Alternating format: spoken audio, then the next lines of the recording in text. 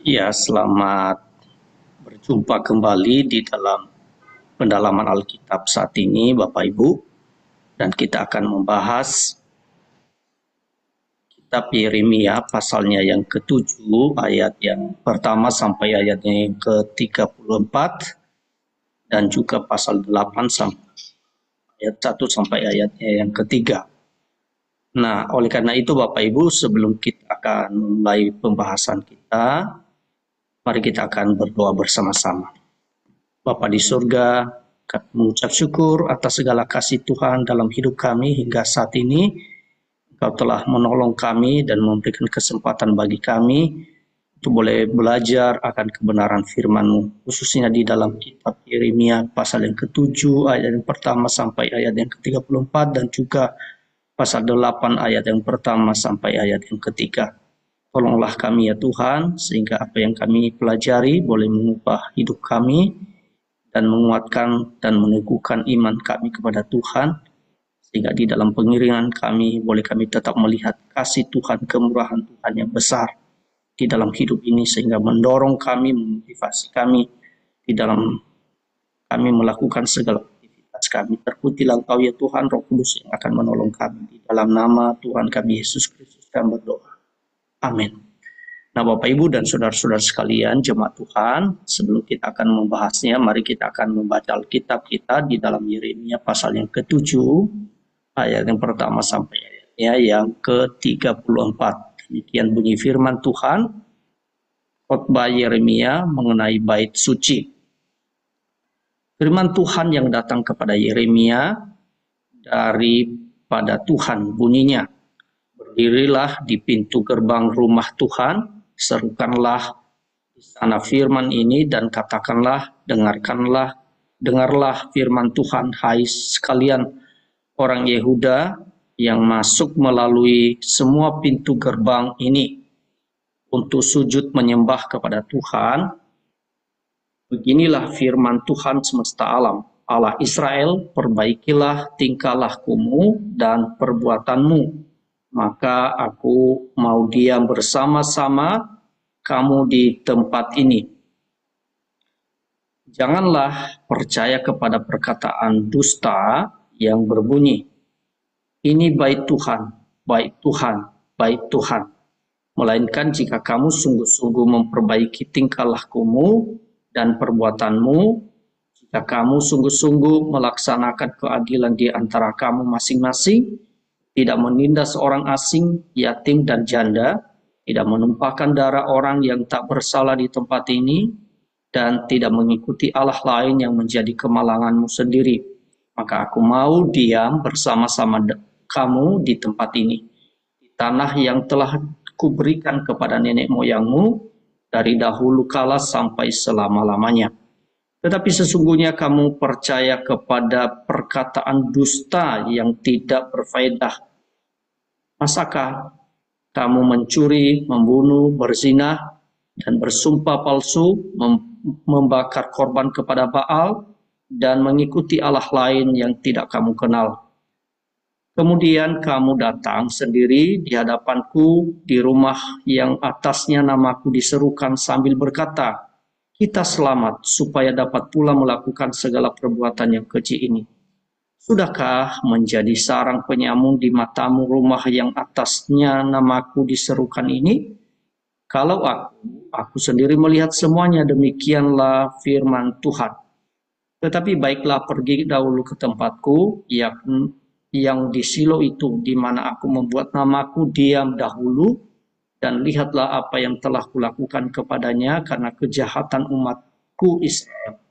Maka sekarang, oleh karena kamu telah melakukan segala perbuatan itu juga, demikianlah firman Tuhan, dan oleh karena kamu tidak mau mendengarkan sekalipun aku berbicara kepadamu terus-menerus, dan kamu tidak mau menjawab sekalipun aku berseru kepadamu, karena itulah kepada rumah yang atasnya namaku diserukan dan yang kamu andalkan itu, dan kepada tempat yang telah kuberikan kepadamu dan kepada nenek moyangmu itu, akan kulakukan seperti yang telah kulakukan kepada Silo. Aku akan melemparkan kamu dari hadapanku seperti semua saudaramu, yakni seluruh keturunan Efraim telah kulemparkan. Bapak Ibu, sampai di sini dulu kita akan membahas ayat yang pertama sampai ayatnya yang ke-15. Nah, Bapak Ibu dan saudara-saudara sekalian, kalau kita melihat di dalam pasal-pasal ini, saudara, itu adalah suatu kelompok perikop yang bersifat prosa, ya. Di dalam pasal yang ke-7 ayat yang pertama sampai pasal 8 ayatnya pertama sampai ayat yang ketiga. Dan kita melihat merupakan satu pendahuluan bagi kumpulan, ya, di dalam tentang Yeremia ini atau kitab Yeremia ini. Yang kedua, saudara, di dalam pasal 8 sampai dengan pasal 10 nantinya, ayat 1 sampai 25, kita melihat di sana keyakinan yang mendasar ialah bahwa bangsa Yehuda telah menolak kesempatannya untuk bertobat. Mereka tidak dapat diselamatkan lagi dari hukuman, kekalahan, dan juga tentang perang dan pembuangan ke Babel tidak dapat dielakkan kembali. Nah, itu yang kita lihat di dalam bagian ini, saudara, ya. Nah, saudaraku yang dikasihi Tuhan, sangat menarik untuk boleh kita perhatikan di dalam bagian ini, saudara, ya. Kenapa? Karena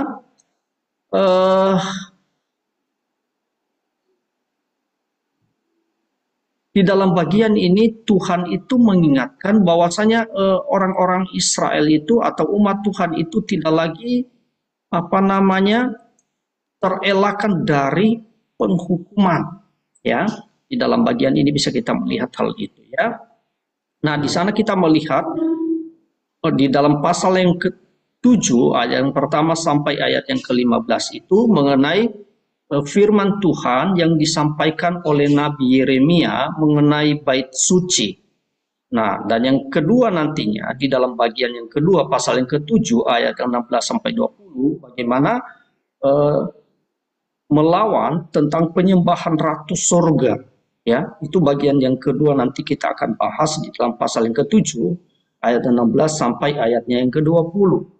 Dan bagian yang ketiga nantinya, saudara, itu pasal yang ke-7, pasal yang ke-7 ayat 21 sampai 28, yaitu melawan ibadah tanpa kesetiaan.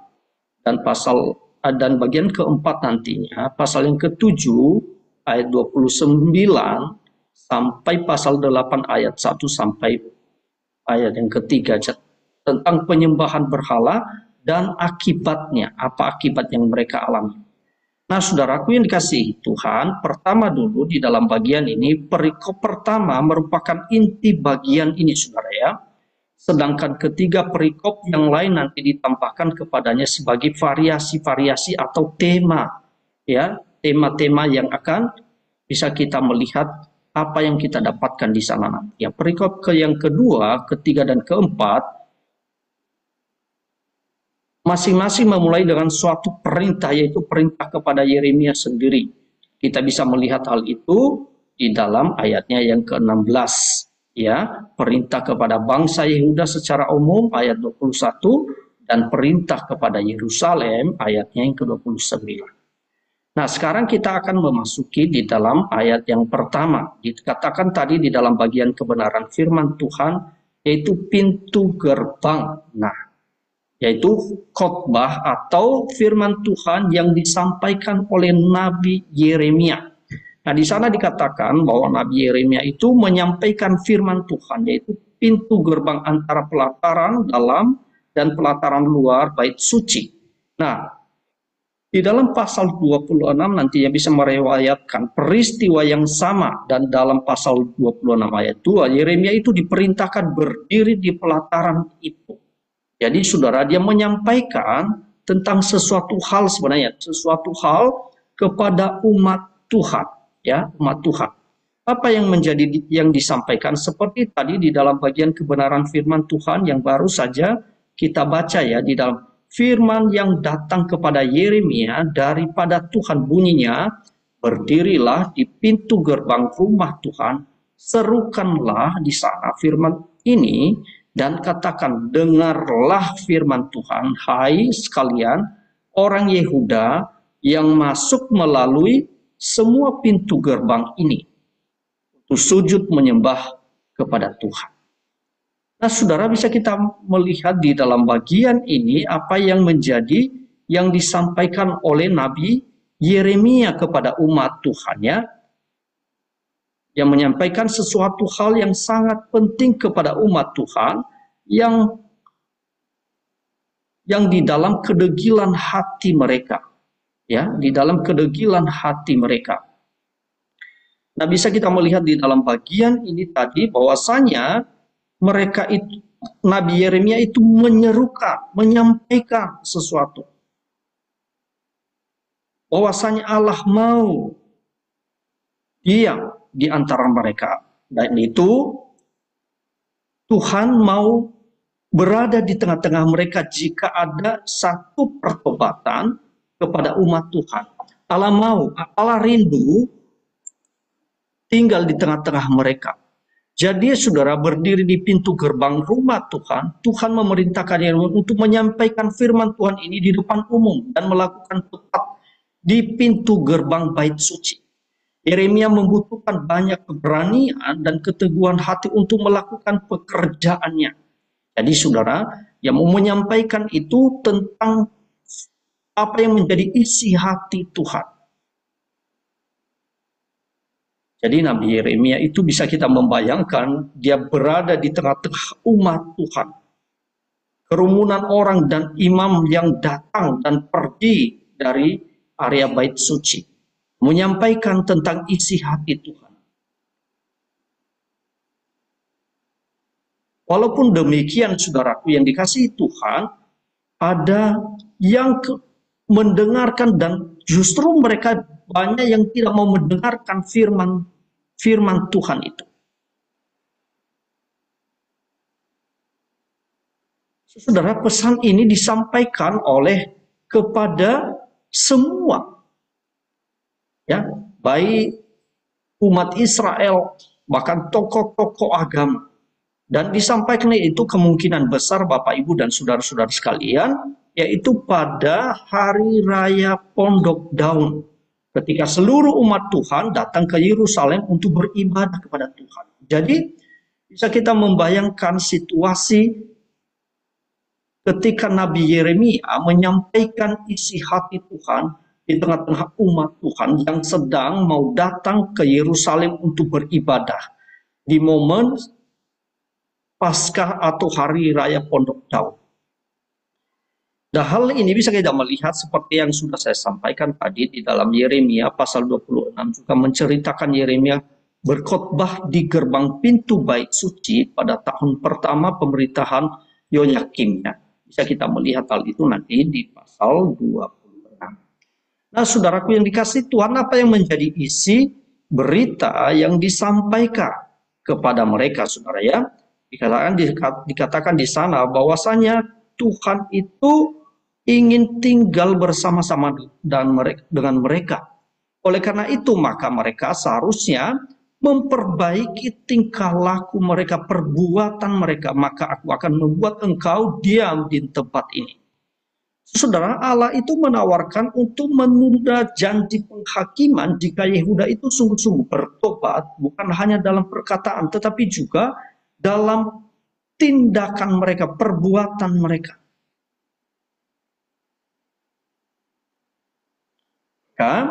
Ya, mengingatkan mereka supaya apa? Jangan mereka percaya kepada hal-hal yang lain yang mengatakan bait suci Tuhan, bait suci Tuhan, padahal sesungguhnya hati mereka kepada yang lain. Jangan sampai seolah-olah mereka mempercayai bait suci itu lebih daripada Tuhan.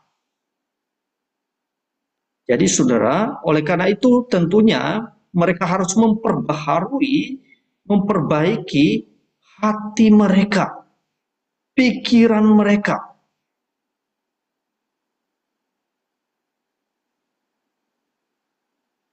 Jadi saudaraku yang dikasihi Tuhan, bagi mereka bait suci itu sudah tidak lebih baik daripada sebagai penangkal kejahatan. Mereka telah membujuk orang-orang agar percaya pada bangunan-bangunan material, sama seperti zaman sekarang ini. Bisa datang beribadah dengan tujuannya sebagai penangkal dari penangkal dari bahaya, saudara. Padahal kita datang beribadah kepada Tuhan itu sebenarnya karena kita telah lebih dahulu kita dikasihi oleh Tuhan. Kita lebih dahulu mengalami perhatian dan kasih dari Tuhan. Itu sebabnya kita datang kepada Dia sebagai ucapan syukur kita. Maka ketika kita datang kepada Tuhan harus disertai dengan hati yang tulus, murni, didasari dengan pertobatan di hadapan Tuhan. Maka hal yang sama sebenarnya Tuhan inginkan kepada umat Tuhan yang melalui Nabi Yeremia menyampaikan tentang hal ini. Saudara, Tuhan menjanjikan tentang apa? Tentang sesuatu hal kepada mereka. Supaya mereka tetap menikmati akan janji Allah itu kepada mereka. Jadi Allah itu sebenarnya ingin sekali umatnya itu mereka menikmati segala kelimpahan di dalam Tuhan. Nah, yang berikutnya Bapak Ibu dan saudara-saudara sekalian, dan hal itu bisa kita melihat tadi ya di dalam ayatnya yang ketiga ya, aku mau diam bersama-sama kamu. Ya, Allah itu rindu sekali untuk umatnya menikmati segala kasihnya yang besar itu. Jadi Tuhan mau diam di bait suci bersama-sama dengan umatnya. Tetapi saudara,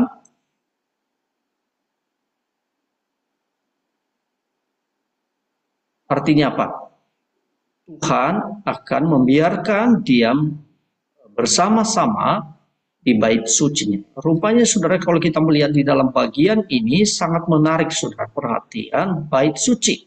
Dan jelas bahwa ayat kalau kita nanti bisa melihat di dalam ayat yang ke-12, tempatku menuju kepada rumah Tuhan. Di samping itu tempat yang dipilih Tuhan di mana namanya akan berdiam adalah selalu bait suci. Itu adalah satu lambang daripada kehadiran Tuhan.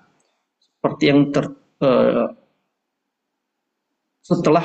seperti yang kita lihat baca bahkan di dalam bagian ini, bahwasanya Ia sendiri rindu tinggal bersama-sama dengan umatnya. Nah, saudara yang kasih Tuhan, namun saudara justru di tempat di mana Allah berada itu, yang diyakini oleh mereka Allah berada, justru bisa kita melihat saudara di dalam ayat yang kelima dan ayatnya yang ke-6, saudara ya. Ayat yang kelima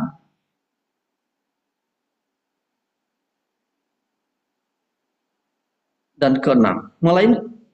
Saya baca ayat yang 4 aja dulu Bapak Ibu. Janganlah percaya kepada perkataan dusta yang berbunyi, ini bait Tuhan, bait Tuhan, bait Tuhan.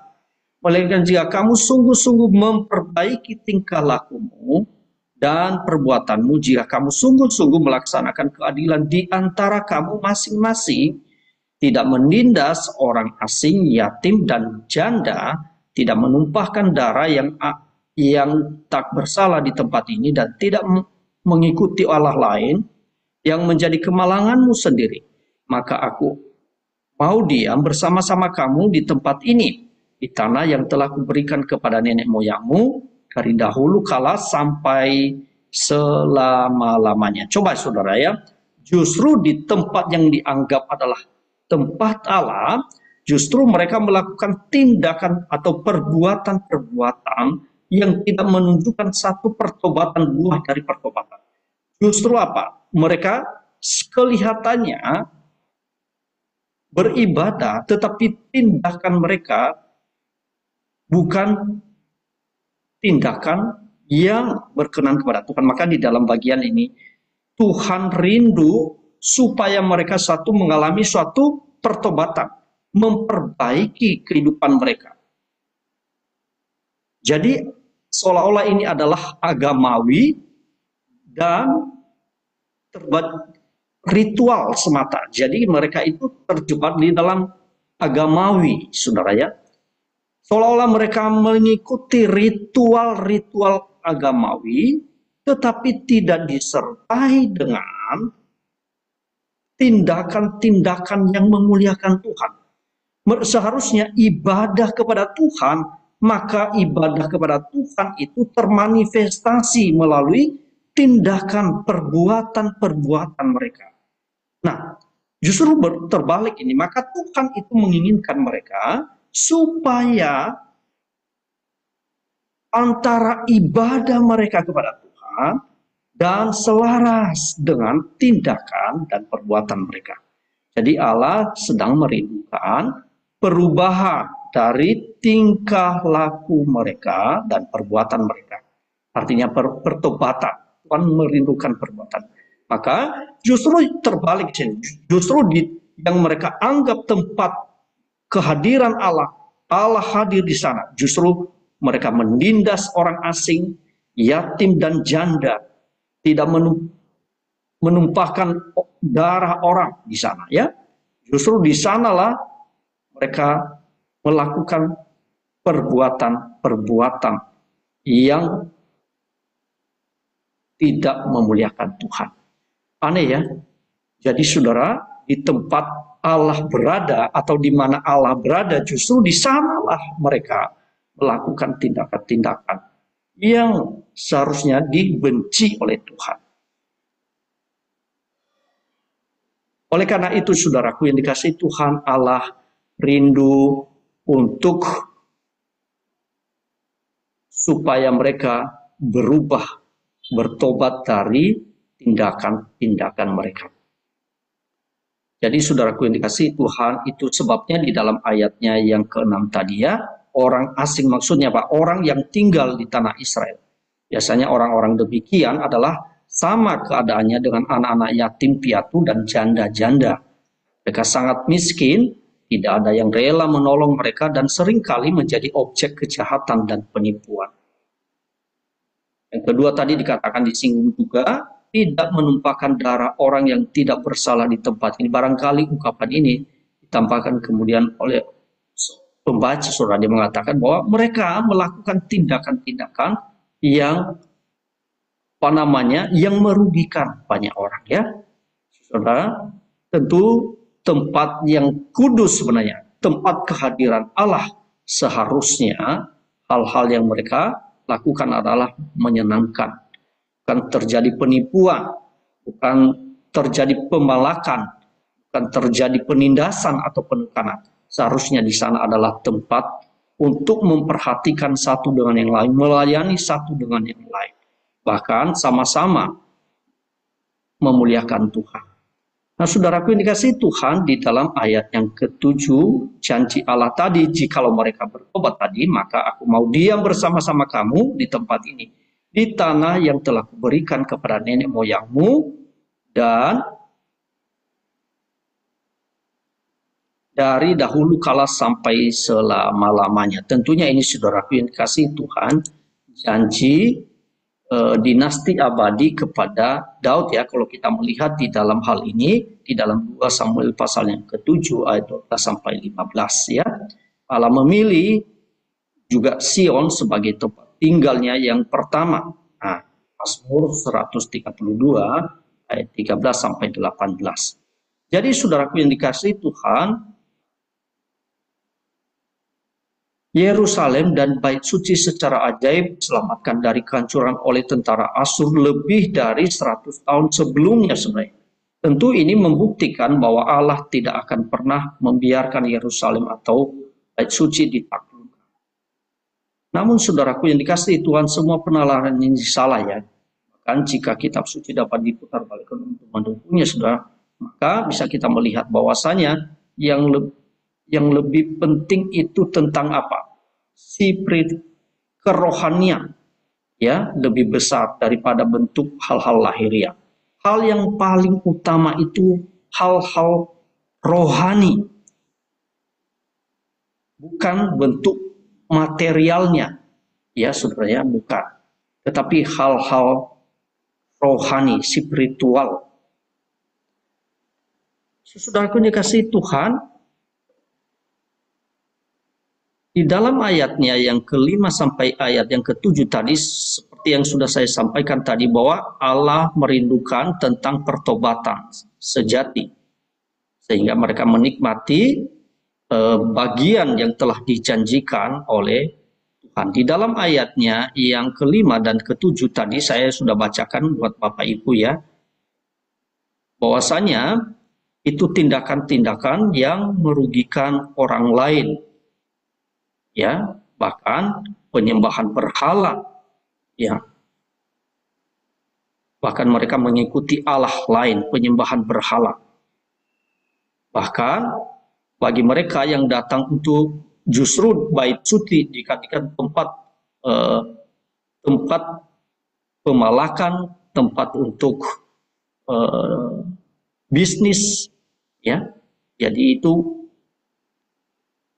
hanya tempat bait suci atau tempat Allah mereka jadikan sebagai alat keuntungan bagi mereka. Nah, saudaraku yang dikasihi Tuhan, ayat yang berikutnya boleh kita melihat di dalam ayat yang ke-8 ya, ayat yang ke-8, ayat 8 sampai ayatnya yang ke-11. Ayat 8 sampai ayat yang ke-11. Demikian, tetapi sesungguhnya kamu percaya kepada perkataan dusta yang tidak memberi faedah. Masakan kamu mencuri, membunuh, berzinah, dan bersumpah palsu, membakar korban kepada Baal, dan mengikuti Allah lain yang tidak kamu kenal. Kemudian kamu datang berdiri di hadapanku di rumah yang atasnya namaku diserukan sambil berkata, kita selamat, supaya dapat pula melakukan segala perbuatan yang keji ini. Sudahkah menjadi sarang penyamun di matamu rumah yang atasnya namaku diserukan ini? Kalau aku sendiri melihat semuanya, demikianlah firman Tuhan. Nah, saudaraku yang dikasihi Tuhan, mereka itu banyak mereka yang percaya tentang dusta mengenai bait suci yang merupakan dijadikan sarang pencuri. Ya, itu sebabnya Tuhan sangat menegaskan kepada mereka bahwa banyak mereka percaya perkataan dusta yang tidak mendatangkan keuntungan.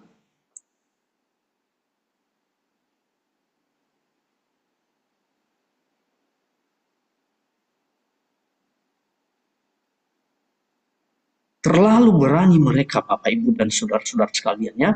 Bahkan di tempat Allah bertahta, justru saudara dijadikan sebagai alat untuk melakukan dusta. Justru Allah itu mengingatkan mereka bahwasanya sesungguhnya perintah Allah itu dilanggar oleh mereka, ya. Dilanggar oleh mereka. Jadi saudaraku yang dikasihi Tuhan, dapat dipastikan bahwa dalam ayat ini Yeremia menuju kepada ke-10 firman Tuhan. Kesalahan-kesalahan yang didaftarkannya, diungkapkannya merupakan pelanggaran terhadap perintah Allah. Ya, perintah Allah, kita tahu bahwa 10 perintah Allah ya. Dan di sana dikatakan perintah ke-8 itu ke-6, ke-7, ke-9 dan pertama dan kedua juga bisa sudah mereka langgar semuanya di dalam ayat yang ke-9. Bahkan di dalam ayat yang ke-10 tadi mengatakan rumah yang atas namaku diserukan. Yang dimaksud adalah bait suci milik Tuhan sendiri. Menajiskan bait suci berarti menghina Tuhan sendiri. Jadi saudara, sungguh sesuatu hal yang menjijikan di hadapan Tuhan. Di mana seharusnya tempat Allah berada, yaitu bait suci lambang kehadiran Tuhan itu adalah mereka melakukan sesuatu hal yang berkenan, justru mereka melakukan tindakan-tindakan yang menjijikan di hadapan Tuhan. Bahkan ke-10 firman Tuhan itu sudah mereka langgar, seperti yang tadi dikatakan di dalam ayatnya yang barusan kita baca tadi ya, di dalam ayatnya yang ke-8. Tetapi sesungguhnya kamu percaya kepada perkataan dusta yang tidak memberi faedah. Masakan kamu katakan mencuri, membunuh, berzina, dan bersumpah palsu, membakar korban kepada Baal, artinya apa? Penyembahan, dan mengikuti Allah lain yang tidak kamu kenal. Kemudian kamu datang berdiri di hadapanku di rumah yang atas namaku diserukan sambil berkata kita selamat, supaya dapat pula melakukan segala perbuatan yang keji ini. Sudahkah menjadi sarang penyamun di matamu rumah yang atas namaku diserukan ini? Kalau aku akan sendiri melihat semuanya, demikianlah firman Tuhan. Saudaraku yang dikasihi Tuhan, sangat menyedihkan sekali. Itulah yang terjadi saat Nabi Yeremia menyampaikan isi hati Tuhan tentang perbuatan mereka, tentang kondisi yang mereka alami. Bahkan mereka memakai nama Tuhan untuk hal-hal melegalkan segala perbuatan jahat mereka, saudara. Saudaraku yang dikasihi Tuhan, dikatakan tadi di sana, seolah-olah mereka memanfaatkan nama Tuhan, saudara ya, untuk melegalkan segala keinginan jahat mereka.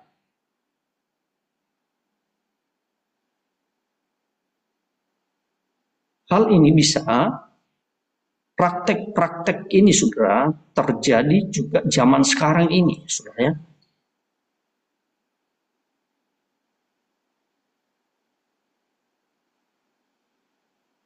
Bait suci bukan lagi tempat untuk memberikan pujian, hormat kepada Allah. Justru mereka meremehkan Allah.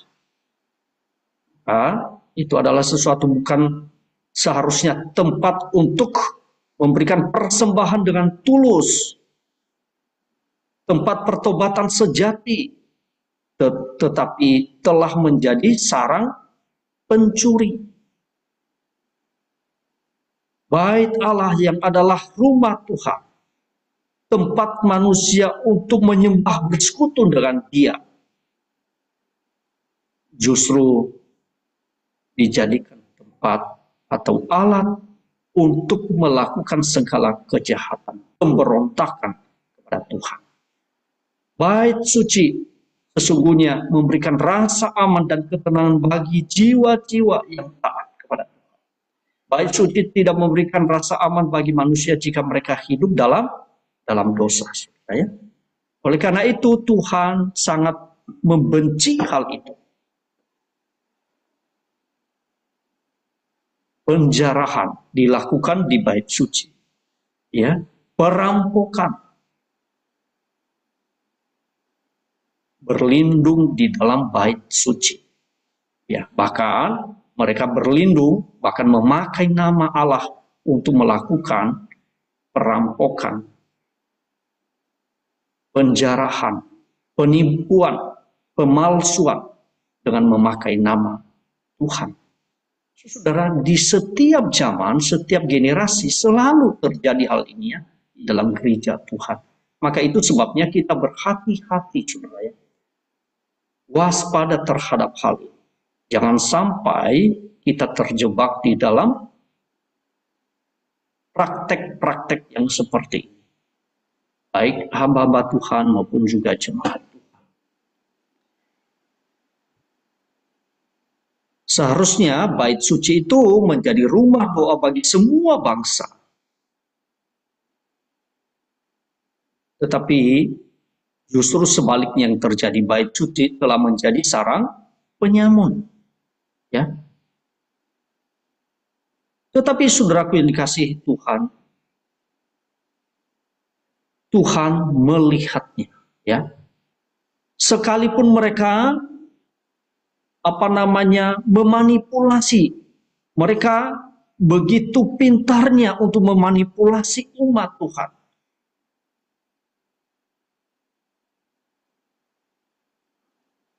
Begitu lihainya mereka memanipulasi banyak orang. Tetapi Tuhan tahu isi hati mereka. Itu sebabnya Tuhan melalui Yeremia berbicara kepada mereka. Supaya mereka tahu. Supaya mereka mengerti dan memahami bahwa sesungguhnya adalah sesuatu hal yang mereka lakukan itu adalah dosa-dosa yang tidak menyenangkan hati Tuhan.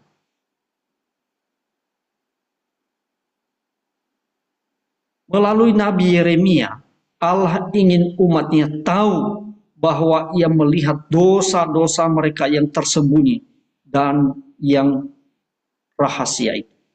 Jadi Allah sudah mengerti, Allah sudah tahu tentang isi hati mereka yang paling dalam. Itu sebabnya Tuhan pakai Nabi Yeremia untuk menyampaikan isi hatinya kepada umatnya. Allah sudah mengetahui, Allah sudah melihat kedalaman hati mereka. Tuhan sudah mengerti dan melihat tentang dosa-dosa mereka yang tersembunyi itu. Walaupun mereka berusaha untuk menutupinya, berusaha mereka untuk menarik banyak orang, untuk mereka tetap percaya, bahkan melakukan sesuatu hal. Tetapi Tuhan tahu dosa mereka yang tersembunyi. Saudaraku yang dikasihi Tuhan, maka kita akan memasuki bagian ayat 12 sampai ayatnya yang ke-15 ya. Makanya tadi ayat yang 11 tadi di dalam ayat, sudahkah menjadi sarang penyamun di matamu rumah yang atas namaku diserukan ini? Kalau aku sendiri melihat semuanya. Demikianlah firman Tuhan. Jadi sekalipun manusia itu bersandiwara, Bapak Ibu ya, sandiwara manusia bisa memanipulasi siapa saja, ya, tetapi Tuhan tidak bisa dimanipulasi. Tuhan tidak bisa dibohongi, karena Tuhan menilik, bahkan melihat kedalaman hati manusia. Karena dialah yang menciptakan kita, dia mengetahui isi hati kita yang paling dalam. Apakah kita tulus mengasihi dan melayani dia, menyembah dia, memuji dia, mengagungkan dia? Apakah kita tulus beribadah kepada dia? Ataukah kita sedang mengadakan satu transaksional terhadap dia? Atau kita sedang menjadikan dia sebagai alat pemuas segala keinginan kita? Atau kita jadikan dia sebagai alat untuk menutupi segala dosa-dosa kita?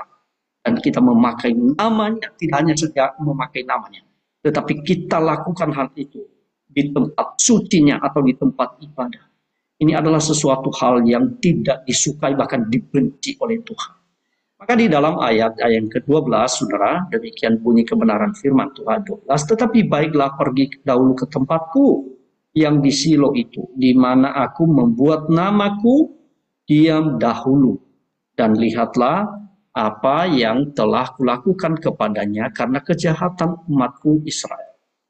Maka sekarang karena kamu telah melakukan segala perbuatan itu juga, demikianlah firman Tuhan, dan oleh karena kamu tidak mau mendengarkan sekalipun aku berbicara kepadamu terus-menerus, dan kamu tidak mau menjawab sekalipun aku berseru kepadamu, karena itulah kepada rumah yang atasnya namaku diserukan dan yang kamu andalkan itu, dan kepada tempat yang telah kuberikan kepadamu dan kepada nenek moyangmu itu, akan kulakukan seperti yang telah kulakukan kepada Silo.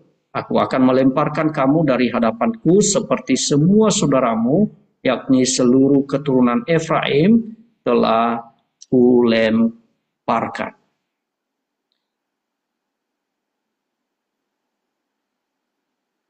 Nah, saudaraku yang dikasihi Tuhan, di dalam bagian ini kita bisa melihat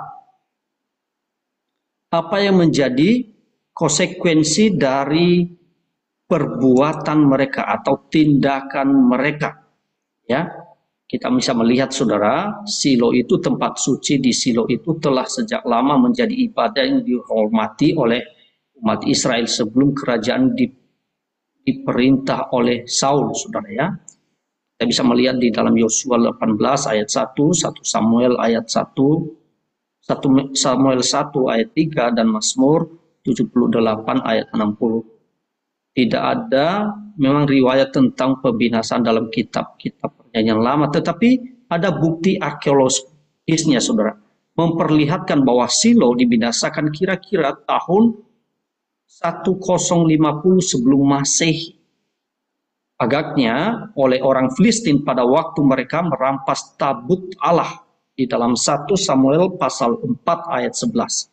Jadi Silo itu terletak kurang lebih 30 km di sebelah utara Yerusalem, dan reruntuhannya mungkin masih nyata pada zaman Yeremia. Ya, oleh karena kedegilan hati mereka juga, Tuhan kasih pelajaran buat mereka. Dan reruntuhan itu masih disaksikan, masih dilihat oleh zaman Yeremia. Maka di dalam bagian ini sangat penting sekali untuk boleh mereka review kembali, saudara ya. Mereview kembali apa yang telah terjadi atau yang dilakukan oleh nenek moyang mereka di Silo. Ya, itu sebabnya di dalam ayatnya yang ke-12 tadi, tetapi baiklah pergi ke dahulu ke tempatku yang di Silo itu, di mana aku membuat namaku diam dahulu, dan lihatlah apa yang telah kulakukan kepadanya karena kejahatan umatku Israel. Artinya apa? Itu loh contoh yang oleh karena kejahatan mereka, ya, oleh karena perbuatan mereka, maka Tuhan pun juga memberikan pelajaran buat umat Tuhan. Itu sebabnya Nabi Yeremia menyampaikan kepada umat Tuhan supaya mereka menyaksikan hal itu, mereview kembali, melihat apa yang telah terjadi, apa yang telah dilakukan oleh Tuhan kepada mereka, kepada umatnya, karena kejahatan mereka.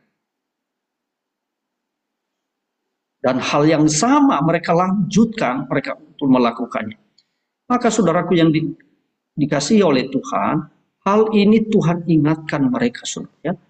Bukan supaya mereka, sekali lagi, supaya mereka melihat bagaimana kerinduan Tuhan untuk supaya mereka itu hidup di dalam persekutuan dengan Dia sebenarnya. Supaya mereka menikmati apa yang ada di dalam Tuhan. Itu yang menjadi kerinduan Tuhan kepada umatnya.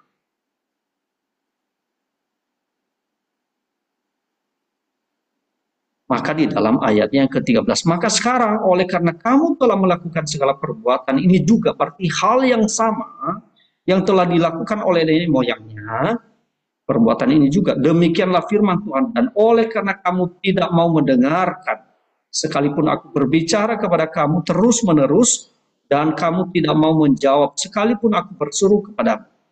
Karena itulah kepada rumah yang atasnya namaku diserukan dan yang akan kamu andalkan, dan ke tempat yang telah kuberikan kepadamu dan kepada nenek moyangmu itu, akan kulakukan seperti yang telah kulakukan kepada Sion. Saudaraku yang dikasihi Tuhan, artinya apa, saudara ini? Artinya apa? Bahwasanya nantinya akan dibinasakan. Jadi saudara, semua saudaramu yang ini seluruh keturunan Efraim, yaitu kerajaan Israel Utara, yang dibinasakan dan dibuang pada tahun 12 sebelum Masehi. Efraim adalah suku yang terkemuka di Israel Utara, sehingga namanya sering dipakai untuk mewakili seluruh Israel Utara. Artinya apa, saudara? Bahwasanya Tuhan membinasakan mereka. Tuhan menghukum mereka, perbuatan dosa mereka, perbuatan kejahatan mereka.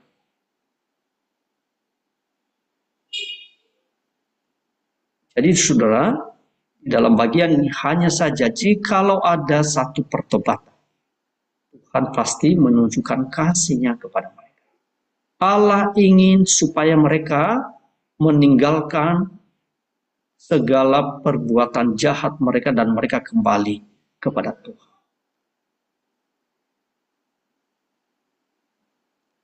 Tuhan sangat merindukan hal itu.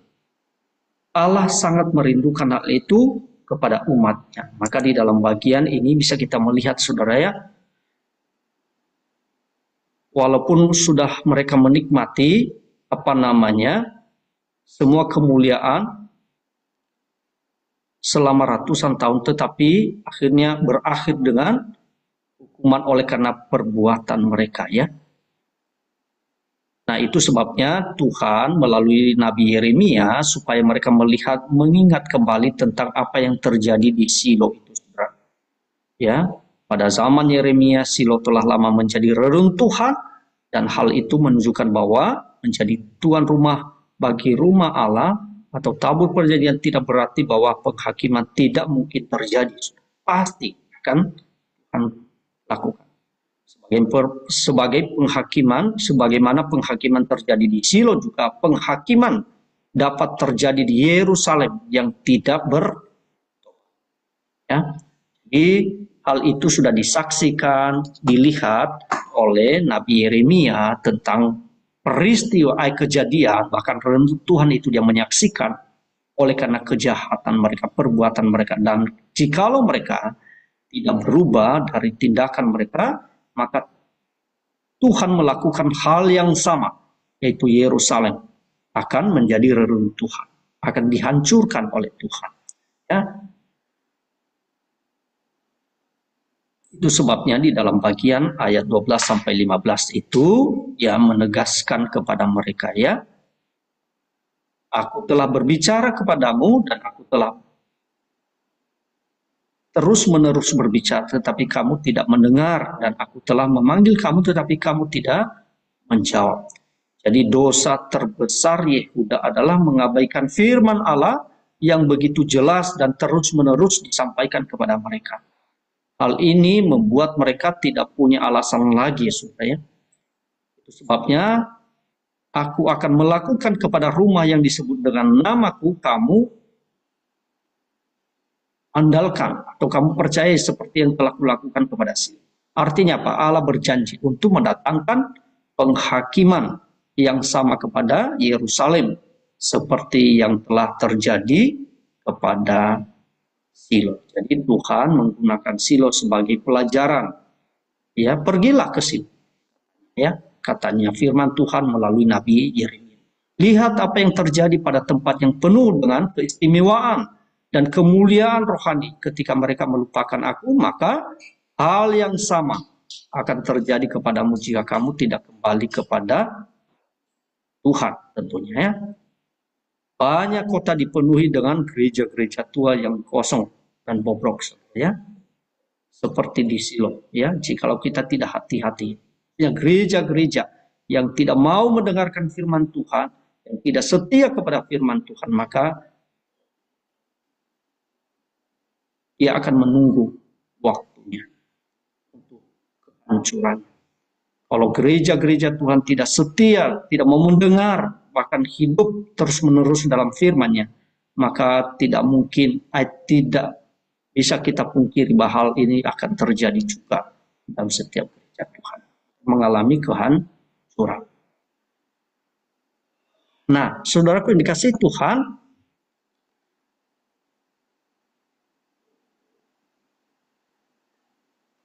mari kita akan perhatikan di dalam ayatnya yang ke-16 sampai 19, ya. Ayatnya yang ke-16 sampai ayatnya yang ke-19. Demikian bunyi kebenaran firman Tuhan. Tetapi engkau janganlah berdoa untuk bangsa ini, janganlah sampaikan seruan permohonan dan doa untuk mereka, dan jangan desak aku, sebab aku tidak akan mendengarkan engkau. Tidak. Tiadakah engkau melihat apa yang dilakukan mereka di kota-kota Yehuda dan di jalan-jalan Yerusalem? Anak-anak memungut kayu bakar, bapak-bapak menyalakan api, dan perempuan-perempuan meremas adonan untuk membuat penganan persembahan bagi Ratu Sorga. Dan orang mempersembahkan korban curahan kepada Allah lain dengan maksud menyakiti hatiku. Ayat 19, hatikukah sebenarnya yang mereka sakiti? Demikianlah firman Tuhan. Bukankah hati mereka sendiri sehingga mereka menjadi malu? Nah, saudaraku yang dikasihi Tuhan, kita bisa melihat di dalam bagian ini, saudara ya, di dalam bagian ayatnya yang ke-16 sampai 19 ini ya. Tentunya ini akan konsekuensi dari penyembahan ratu sorga ini, saudara ya, di mana pasti mereka harus menerima konsekuensi dari tindakan mereka, dari perbuatan mereka. Nah, bisa kita melihat di dalam bagian ini, saudaraku, bahwasanya masih mereka melakukan sesuatu hal yang senantiasa menyakiti hati Tuhan, ya, menyakiti hati Tuhan. Di dalam bagian ini bisa kita melihat ratu surga ya, sangat mungkin gelar ini menuju kepada Ishtar, seorang dewi orang Asyur dan Babel, ya. Barangkali Ishtar dapat juga diidentifikasikan dengan seorang dewi kesuburan, orang Kanaan, dan mereka puja hal itu, saudara ya. Maka di dalam bagian ini Nabi Yeremia mengingatkan mereka tentang hal ini ya. Dan tentunya Tuhan mengetahui hal itu sehingga dia menyampaikan melalui Nabi Yeremia ya, Nabi Yeremia. Maka saudaraku dikasih Tuhan, di dalam bagian ini bisa kita melihat saudara, di dalam bagian kebenaran firman Tuhan tadi, bahwa justru mereka itu melakukan sesuatu hal yang masih melanjutkan tindakan-tindakan mereka yang dibenci dan tidak disukai oleh Allah. Di dalam ayatnya yang ke 17-18 tadi, saudara. Tiadakah engkau melihat apa yang dilakukan mereka di kota-kota Yehuda dan di jalan-jalan Yerusalem? Anak-anak memungut kayu bakar, bapak-bapak menyalakan api, dan perempuan-perempuan meremas adonan untuk membuat penganan persembahan bagi ratu surga. Dan orang mempersembahkan korban curahan kepada Allah lain dengan maksud menyakiti hatiku. Di sini Allah. Hati kukah sebenarnya yang mereka sakiti, demikianlah firman Tuhan. Bahkan hati mereka sendiri sehingga mereka menjadi malu. Saudaraku yang dikasihi Tuhan, dengan bermacam-macam cara dan usaha para wanita dan anak-anak memuja ratu surga.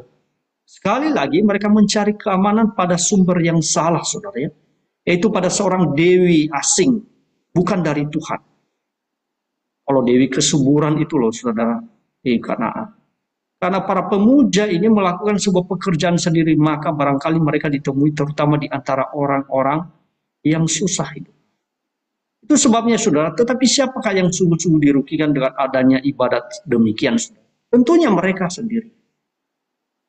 Tuhan yang mereka sakiti. Maka di dalam bagian ini, saudara, sangat jelas apa yang dikatakan kepada mereka tadi, bahwasanya di dalam bagian tentunya, saudara, mereka melakukan hal-hal yang sebenarnya tidak patut untuk mereka lakukan. Ya, anak-anak mengumpulkan kayu, para ayah tadi menyalakan api, dan para wanita mengadu adonan untuk membuat kue bagi ratu surga. Penyembahan berhala di Yehuda dan Yerusalem merupakan usaha keluarga masing-masing. Setiap anggota keluarga memiliki peran mereka sendiri untuk menghormati dewa kafir itu, seperti ratu surga. Jadi saudaraku yang dikasihi Tuhan, ratu surga seperti yang saya sudah menyampaikan tadi, bahwa Ishtar dari Babilonia yang diidentifikasikan dengan planet Venus ya, yang penyembahannya mirip dengan pemujaan terhadap dewi Kanaan, Era atau dewi kesuburan. Jadi saudara, bisa kita melihat hal ini, saudara, mereka bersundal, saudara, dengan melakukan penyembahan kepada dewa asing. Persundalan.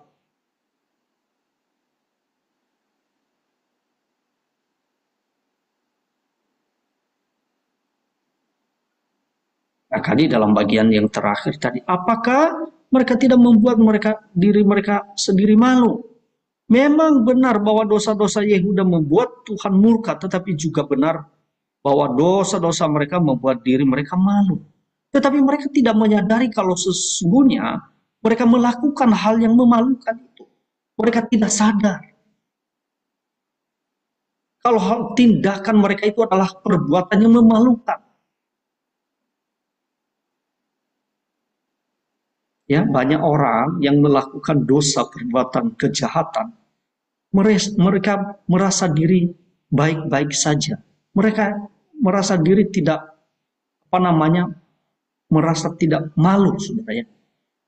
Kenapa? Karena sudah ditutupi tentang mata hati mereka. Mata rohani mereka itu sudah buta, saudara. Sehingga ketika mereka melakukan kejahatan, melakukan satu kesalahan yang fatal, mereka tidak merasa malu. Padahal itu adalah sesuatu perbuatan yang memalukan. Masih ada orang seperti itu, saudara. Melakukan perbuatan-perbuatan jahat, perzinahan, saudara. Masih ketawa, saudara ya. Masih tersenyum.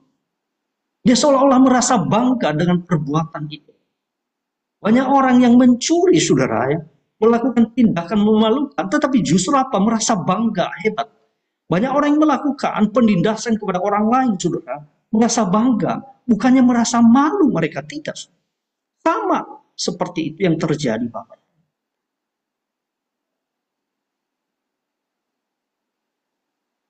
Sungguh suatu hal yang menyedihkan.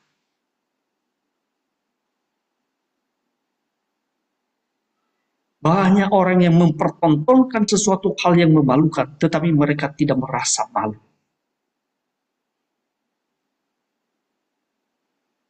Kiranya hal ini dijauhkan dari gereja Tuhan, bahkan umat Tuhan. Jadi saudara, tentunya murka Tuhan tidak akan surut sampai maksudnya tercapai. Ya, itu sebabnya di dalam bagian ini pasti murka Allah, amarah Tuhan itu dicurahkan atas mereka. Maka dikatakan, lihatlah murkaku dan amarahku akan tercurah ke atas tempat ini. Artinya apa? Yehuda telah membangkitkan murka Tuhan, amarah Tuhan. Maka sudah sepantasnya amarah itu dicurahkan. Dan dicurahkan ke atas negeri ini dan juga ke atas mereka. Jadi saudaraku yang dikasihi Tuhan, kita memohon anugerah Tuhan di dalam hidup kita, saudara, supaya di dalam setiap kesalahan dan dosa kita memohon ampun kepada Tuhan. Tuhan, ampunilah kami kalau kami melakukan tindakan-tindakan yang memuliakan Engkau, dan disertai dengan pertobatan kita. Saya percaya bahwa ketika kita mengalami pertobatan, kembali kepada Tuhan, maka pastilah Dia menerima kita dengan kasih-Nya. Dia selalu menantikan saya dan saudara kalau kita datang kepada Tuhan untuk bertobat dan kita mau hidup sesuai dengan kebenaran firman Tuhan. Kita mau mendengar firman-Nya dan kita hidup terus-menerus di dalam firman-Nya. Ya. Pasal 7 ayat 21 sampai ayat 26. Ya, demikian bunyi kebenaran firman Tuhan.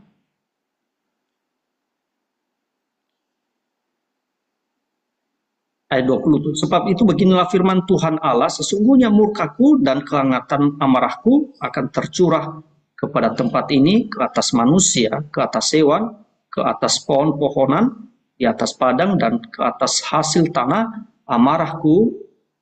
Amarah itu akan menyala-nyala dengan tidak padam-padam. Artinya,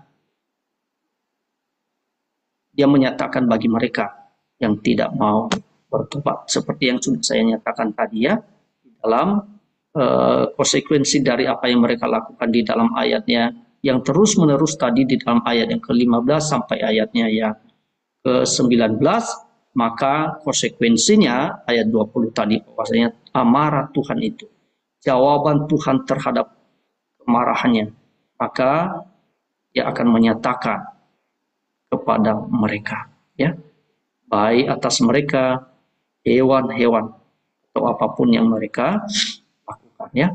Itu yang menjadi konsekuensi dari tindakan mereka. Tetapi saudara, sekali lagi, jika ada orang yang mau bertobat dan kembali kepadanya, mendengar firman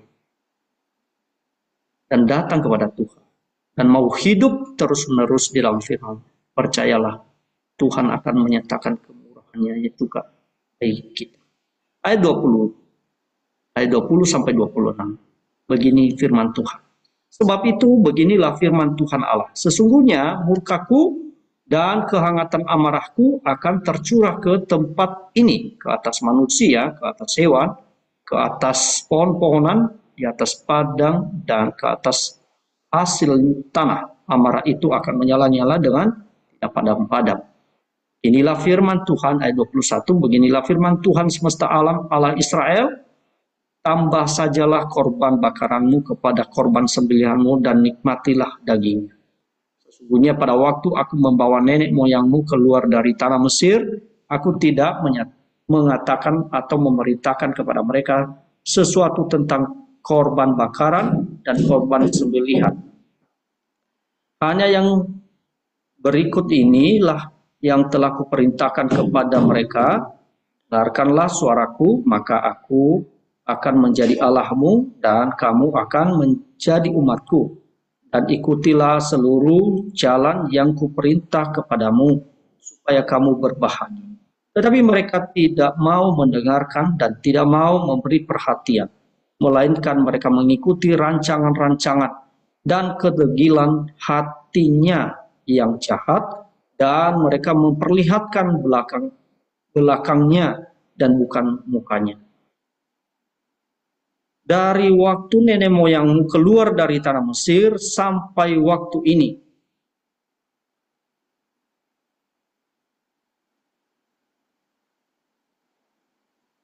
aku mengutus kepada mereka hamba-hambaku, para nabi, hari demi hari, terus-menerus, tetapi mereka tidak mau mendengarkan kepadaku dan tidak mau memberi perhatian. Bahkan mereka menegarkan tengkuknya, berbuat lebih jahat daripada nenek moyang mereka. Nah, Bapak, Ibu, dan saudara-saudara sekalian, di dalam bagian ini bisa kita melihat tentang ketidaktaatan mereka, ya, ketidaktaatan mereka dan apa yang mereka lakukan atau pengorbanan yang mereka lakukannya. Di dalam bagian ini sebenarnya kita melihat, saudara, bahwasanya Tuhan itu tidak menginginkan tentang korban bakaranmu dan juga korban sembelihan mereka sebenarnya, ya. Yang Tuhan inginkan itu tentang hidup mereka. Maka tidak heran di dalam bagian ini, saudaraku yang dikasihi Tuhan, tentang yang Tuhan inginkan itu tentang kehidupan mereka.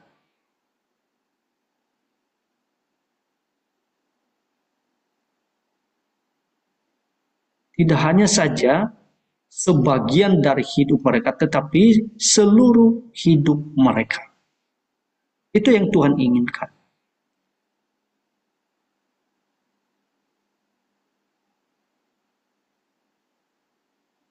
Maka tidak heran di dalam bagian ini, sebenarnya Allah sangat rindu supaya mereka mentaati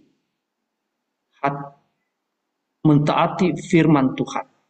Maka di dalam bagian ini, ayat firman Tuhan tadi dikatakan, inilah yang kuperintahkan kepada mereka, firmanku, dengarkanlah suaraku. Apa yang Allah katakan tentang kurban dalam perjanjian lama, sebenarnya agak kecil dibandingkan dengan apa yang ia katakan tentang ketaatan yang murni, ketaatan yang murni.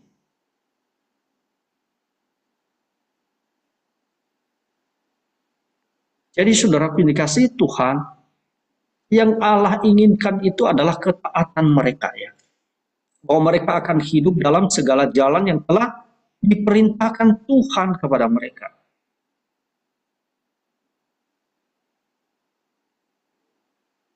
korban bakaran itu sebagai bukti bahwa mereka mengasihi Tuhan.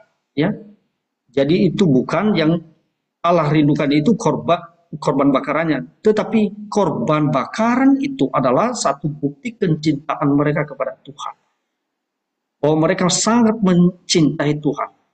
Apa gunanya korban bakaran jikalau hati mereka tidak mengasihi Tuhan? Tidak ada gunanya, tidak ada artinya, tidak ada faedahnya.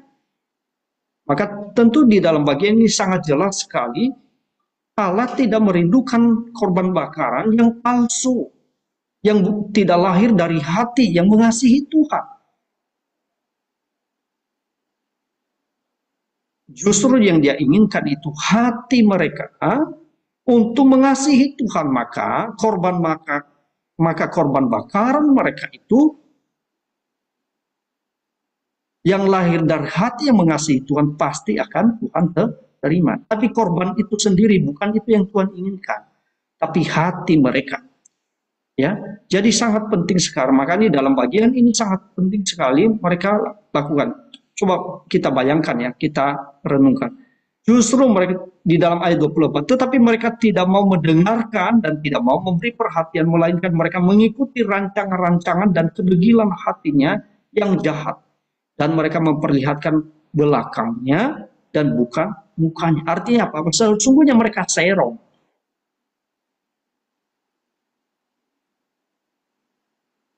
Kelihatannya mereka melakukan korban, tetapi hatinya serong dari Tuhan. Maka Tuhan tidak mau hal yang demikian. Tuhan tidak mau melakukan yang demikian.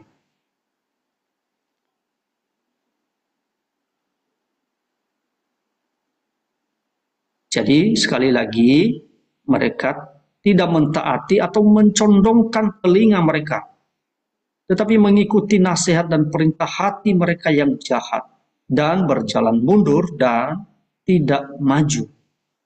Jadi pengorbanan terus berlanjut, tetapi ketaatan berhenti. Alih-alih mengikuti Tuhan, mereka mengikuti nasihat dan perintah hati mereka yang jahat. Jadi hati pria atau wanita belum tentu menjadi panduan yang baik untuk perilaku yang menyenangkan Tuhan. Tetapi yang menjadi panduan adalah firman, mendengar firman dan melakukan firman Tuhan. Tapi dalam bagian ini mereka justru serong kepada Tuhan. Mereka mengikuti isi hati mereka. Mereka mengikuti hati nurani mereka. Bukannya mereka mengikuti apa yang Tuhan sampaikan kepada mereka melalui Nabi Yeremia. Ya, itu yang Tuhan inginkan di dalam bagian. Ya, Tuhan nasihatkan mereka. Maka, saudaraku, dilanjutkan hal itu karena memang mereka terus hidup sesuai dengan keinginan mereka, hawa nafsu mereka.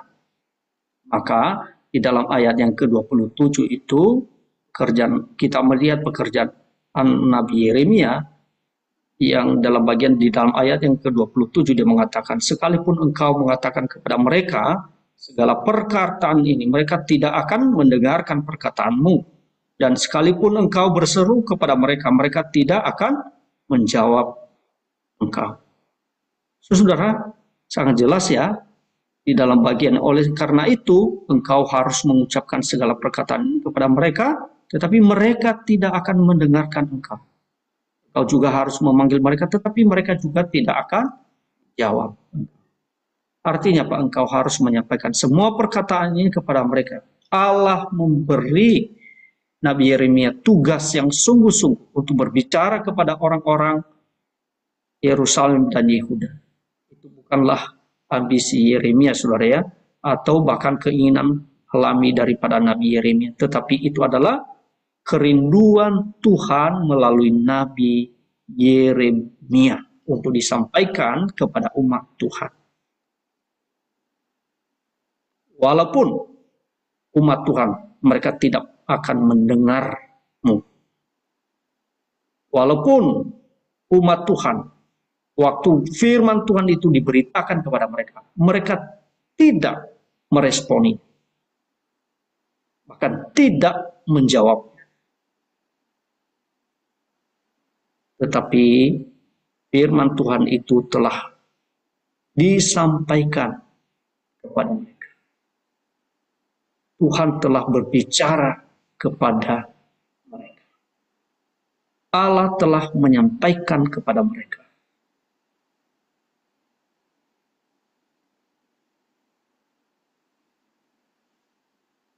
Oleh sebab itu, Nabi Yeremia tidak perlu berkecil hati, Bapak Ibu ya. Walaupun umat Tuhan itu tidak mendengar, tidak meresponi, tidak mereka menjawab apa yang Tuhan sampaikan melalui Nabi Yeremia, maka seharusnya Nabi Yeremia tidak menjadi patah semangat, tidak menjadi kecewa juga, karena dia hanya menjadi alat Tuhan. Tidak dia menjadi minder juga, saudara ya. Tidak harus minder. Tidak juga seharusnya menjadi putus asa. Ya. Bagaimanapun, dia harus menyampaikan isi hati Tuhan kepada umat Tuhan. Walaupun dikatakan tadi di dalam bagian kebenaran firman Tuhan tadi, mereka menegarkan tengkuknya, berbuat lebih jahat daripada nenek moyang mereka. Tetapi firman Tuhan itu harus disampaikan kepada mereka. Walaupun mereka mungkin tidak mau mendengarkannya, tapi bagaimanapun mereka akan menerima konsekuensi dari setiap kedegilan dan ketegaran hati mereka.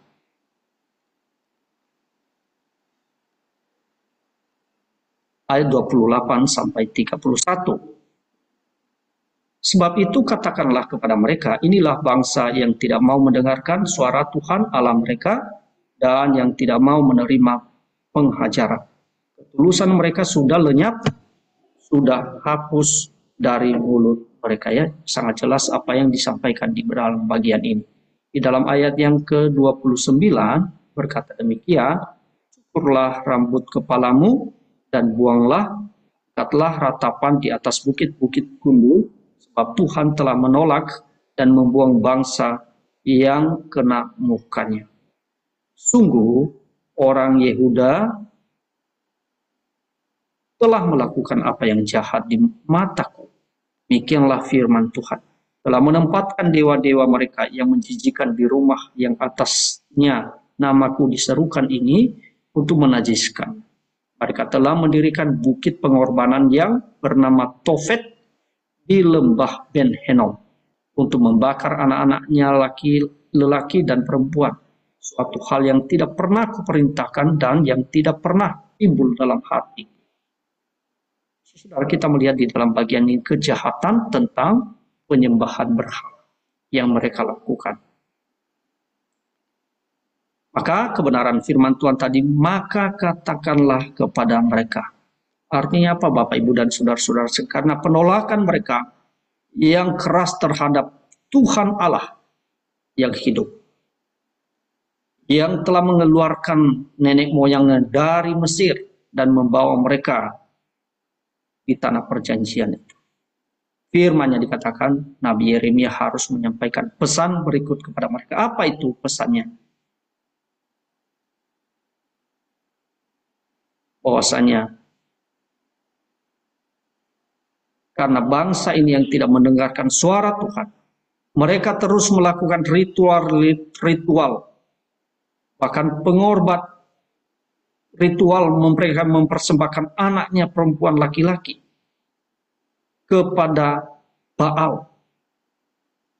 Maka mereka akan mengalami penghukum. Mereka tidak mau menerima koreksi. Maka mereka tidak mau menerima koreksi dari ketidaktaatan mereka. Mereka akan dihukum oleh Tuhan.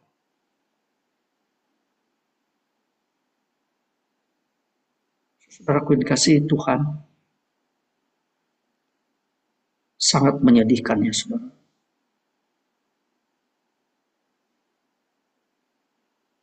Hati mereka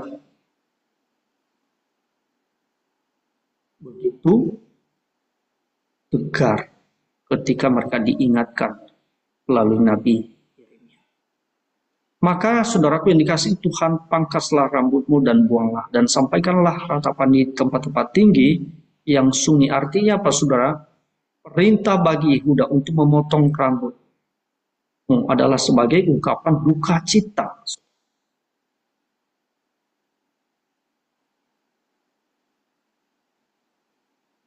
Duka cita karena apa? Dosa seharusnya. Pemotongan rambut juga merupakan simbol kesedihan.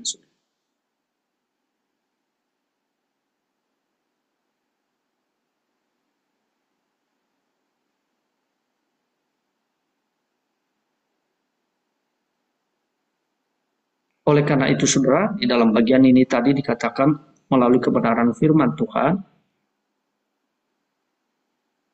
ayat 21, cukurlah rambut kepalamu dan buanglah.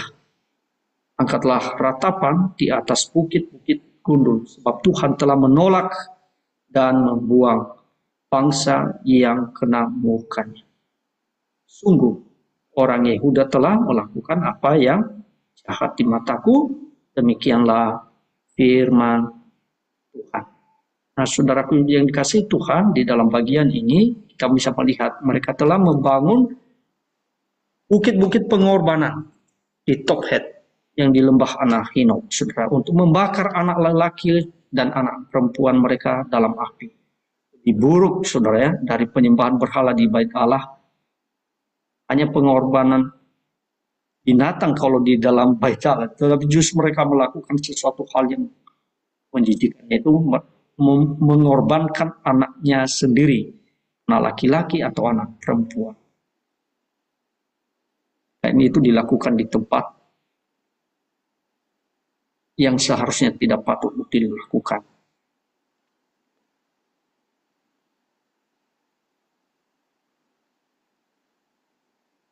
Lakukan itu saudara di Anak Hinnom, terletak di sebelah selatan gunung, yaitu Bait Suci di Yerusalem. Lembah ini saudara digunakan sebagai tempat pembuangan sampah sebenarnya, ya, dengan api yang terus membara, dan tempat pengorbanan laki-laki, ya. Nah, saudaraku yang dikasihi Tuhan, pada zaman itu saudara justru dipergunakan untuk apa? Melakukan sesuatu hal yang tidak memuliakan Tuhan. Jadi saudara, Tuhan sudah berbicara melalui Nabi Yeremia. Ia mengingatkan mereka, menyadarkan mereka supaya di tengah-tengah segala sesuatu yang mereka lakukan dan kerjakan itu, mereka seharusnya sadar. Tapi justru sebaliknya yang terjadi, mereka tidak mengalami suatu pertobatan. Mereka masih melanjutkan tentang kejahatan di mata Tuhan. Bahkan lebih anehnya, mereka mempersembahkan anak laki-lakinya dan anak perempuannya sebagai korban kepada dewa-dewa, dewi-dewi Baal. Dan dilakukan itu tadi, saudara, dikatakan tadi mereka persembahkan itu di lembah Ben Hinnom. Nah, saudaraku yang dikasihi Tuhan, maka sesungguhnya akan terjadi suatu apa? Tangisan, malapetaka, kesedihan yang mendalam. Konsekuensi dari tindakan mereka itu akan mereka terima. Di dalam ayatnya yang berikutnya, saudara, dikatakan sebenarnya di dalam ayat berikutnya,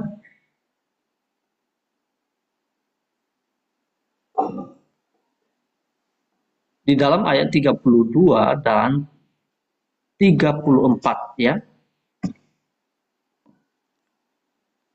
32 dan 34. Sebab itu sesungguhnya waktunya akan datang, demikianlah firman Tuhan, bahwa orang tidak akan mengatakan lagi Tophet dan lembah Ben Hinnom, melainkan lembah pembunuhan. Orang akan menguburkan mayat di Tophet karena kekurangan tempat, bahkan mayat bangsa ini akan menjadi makanan burung-burung di udara serta binatang-binatang di bumi dengan tidak ada yang mengganggunya. Di kota-kota Yehuda serta di jalan-jalan Yerusalem akan menghentikan suara kegirangan dan suara sukacita, suara pengantin laki-laki dan suara pengantin perempuan, sebab negeri itu akan menjadi tempat yang tandus. Nah, saudaraku dikasihi Tuhan, oleh karena mereka tidak melakukan apa yang Tuhan inginkan, mereka tidak mau mendengarkan firman Tuhan tadi dikatakan, bahkan justru mereka telah menaruh kepercayaan mereka, mereka menyembah dewa-dewi mereka di rumah yang atas namaku disebut tadi untuk menajiskannya, maka rakyat mereka atau rakyat dan para imam Yehuda tidak lagi menghormati Tuhan hingga mereka mendirikan berhala di rumah Tuhan yang bait suci. Tentu saja mereka tidak menaruh berhala di tempat itu, maka itu adalah satu kekejian, ya, kekejian di hadapan Tuhan. Justru yang tidak pernah Tuhan perintahkan kepada mereka, justru mereka lakukan. Ya.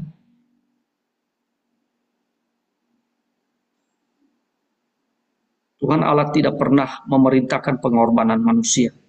Tuhan dapat berkata bahwa tidak pernah terlintas dalam hatinya untuk meminta hal seperti itu. Itu benar-benar bertentangan dengan sifatnya. Ya. Itu sebabnya di dalam bagian ini Tuhan ingatkan mereka kembali. Maka apa yang terjadi? Di dalam ayat 32 dan 34 itu yang terjadi bahwasanya katakan lembah itu tidak akan lagi disebut Tofet atau lembah Anak Hinnom, melainkan lembah pembantaian. Artinya apa? Allah akan menjawab penyembahan berhala di Yehuda dan praktek pengorbanan manusia yang keterlaluan itu dengan penghakiman yang menghancurkan. Akan terjadi pembantaian yang mengerikan di lembah itu. Ya. Dikatakan tadi mayat-mayat di tempat itu juga akan menjadi hina karena tidak dikuburkan dengan layak, saudara, ya, dan menjadi santapan burung pemakan bangkai yang tidak ada yang mengusirnya. Itu suatu penghinaan, saudara, ya, sesuatu hal yang memalukan. Tentunya, saudara, bagi orang Yunani kuno, saudara, bagi orang Ibrani kuno, saudara, jenazah tidak dikubur sehingga menjadi makanan burung pemakan bangkai dan hewan pengerat. Sungguh mengerikan, ironis bukan? Tempat suci mereka malah menjadi kuburan mereka karena tanah air yang mereka sayang dirusak. Ya. Karena negeri itu akan menjadi sunyi sepi ketika penghakiman menimpa Yehuda. Kebahagiaan dan harapan telah sirna dari negeri itu. Tidak ada lagi suara kegembiraan dan suara kebahagiaan. Tetapi justru tangisan, duka cita. Oleh karena apa? Karena mereka tidak mengalami suatu pertobatan, justru mereka menikmati hukuman dari Tuhan. Maka di dalam bagian seterusnya, saudara, dalam bagian berikutnya di dalam pasal 8 ayat 1-3. Pada masa itu demikianlah firman Tuhan, tulang-tulang raja-raja Yehuda, tulang-tulang pemuka-pemukanya, tulang-tulang imam-imam, tulang-tulang nabi-nabi, dan tulang-tulang segenap penduduk Yerusalem akan dikeluarkan dari dalam kubur mereka dan diserahkan di depan matahari, di depan bulan, dan di depan segenap tentara langit yang dahulunya dicintai, diabdi, diikuti, ditanyakan, dan disembah oleh mereka. Semuanya itu tidak akan dikumpulkan dan tidak akan dikuburkan. Mereka akan menjadi pupuk di ladang.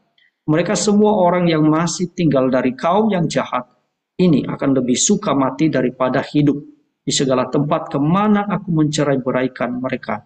Demikianlah firman Tuhan semesta alam.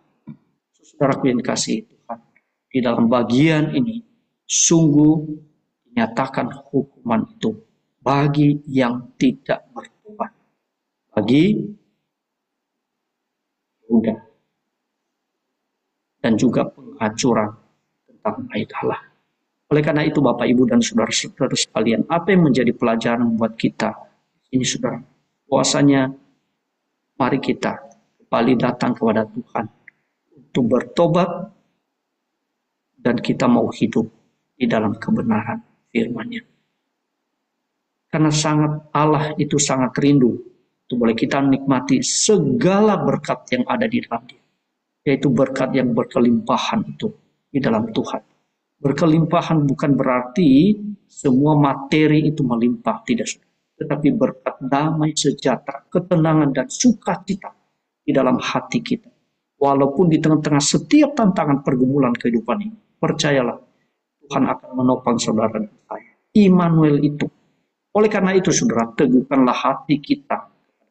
Teguhkanlah iman kita kepada Dia. Di dalam segala keadaan, di dalam segala situasi yang boleh saja terjadi, bahkan kejadian peristiwa yang mungkin saja terjadi, baik hal yang menyenangkan maupun yang tidak menyenangkan, percayalah, manakala kita tutup berpaut kepada Dia, ketenangan, damai sejahtera itu, sukacita itu akan melimpah di dalam hidup kita, karena Dia adalah sumber sukacita itu. Jadi kiranya Tuhan menolong saya dan saudara melalui kebenaran firman Tuhan pada saat ini. Mari kita akan berdoa. Tuhan Yesus, terima kasih buat firman Tuhan melalui pendalaman Alkitab ini. Kiranya apa yang telah kami baca renungkan, dengarkan bersama-sama, boleh meneguhkan hati kami dan membawa kami semakin menyadari tentang keberadaan kami. Bahwa sesungguhnya Allah ingin untuk boleh kami datang kepada Tuhan. Dan kami hidup di dalam kebenaran-Mu terus-menerus sampai kami berjumpa dengan Engkau. Karena itulah yang Engkau rindukan kepada setiap jemaat-Mu, ya, bahkan setiap kami. Terpujilah Engkau, ya Tuhan, Roh Kudus-lah yang akan menolong kami, meneguhkan iman kami. Di dalam nama Tuhan kami Yesus Kristus kami berdoa.